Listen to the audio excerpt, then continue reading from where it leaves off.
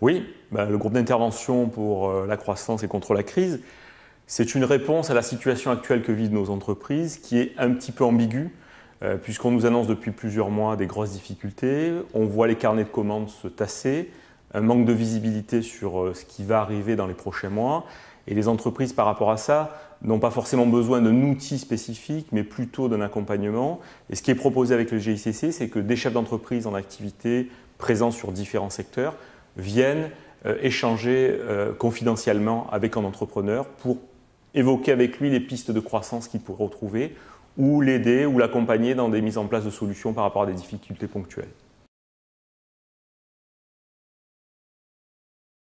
Alors très concrètement, quand on parle de financement, pour faire simple, on a 95% de nos entreprises, c'est-à-dire près de 45 000 qui sont des entreprises de moins de 10. Leurs problématiques de financement sont souvent des problématiques de montant raisonnable, on va dire entre 20 et 40 000 euros sur des financements court-moyen terme.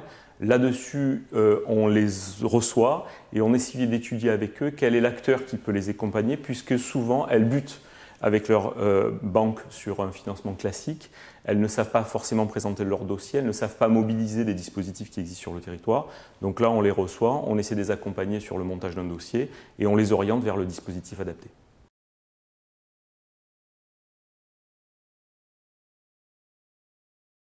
Alors, deux outils simples. Alors, après, il y a un contexte plus global, mais ce n'est pas le moment de le détailler. Mais deux outils très précis, très simples. D'abord, un travail très fort sur l'accompagnement des primo-exportateurs, où là, ils sont formés, parrainés par un chef d'entreprise qui a l'habitude déjà d'être présent à l'exportation et donc qui vont l'aider à faire ses premiers pas à l'international, qui sont souvent compliqués pour une TPE-PME, en mobilisant aussi les dispositifs qui existent de financement ou de recrutement. Il y a souvent des problèmes de ressources humaines sur le démarrage à l'international.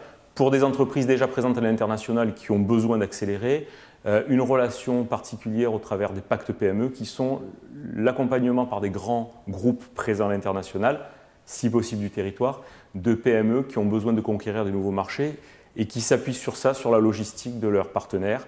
Et ce sont des dynamiques qui touchent alors des flux d'entreprises relativement raisonnables, mais qui en termes de performance fonctionnent très bien.